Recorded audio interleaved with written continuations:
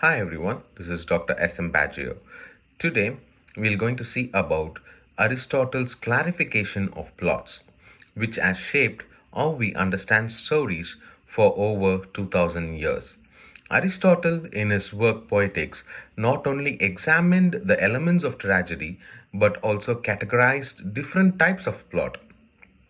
By exploring his idea, we can better appreciate why certain stories grips up and moves us and remain timeless.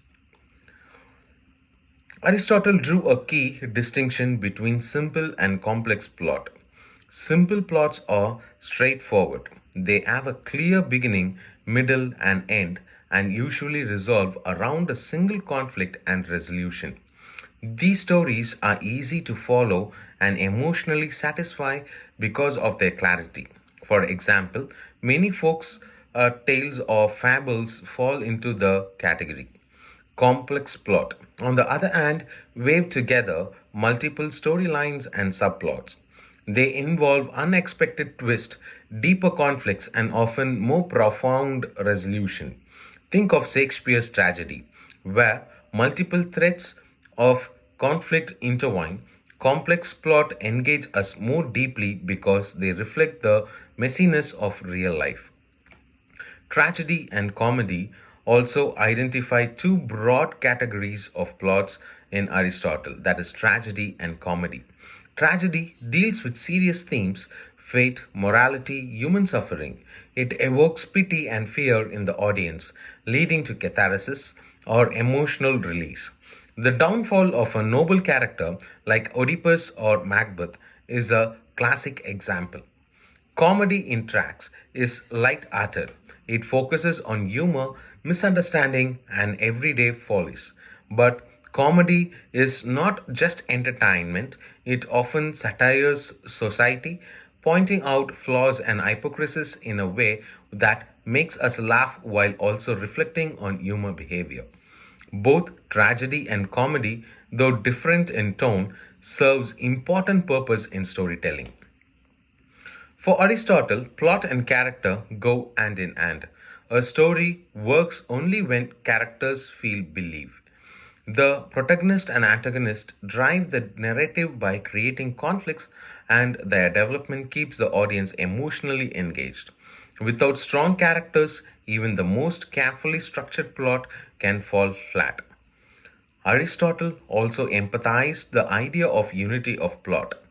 Every event in a story should contribute to the old irrelevant subplots, weaken the impact of the main story.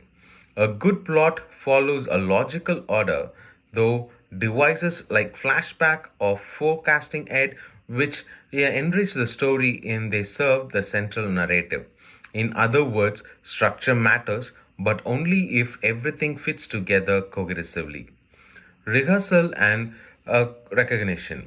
One of Aristotle's most important contribution in his identification of two key plots device.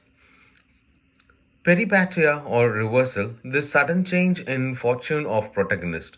It can be success to downfall or vice versa. For example, Oedipus moving from king to outcast is a dramatic reversal.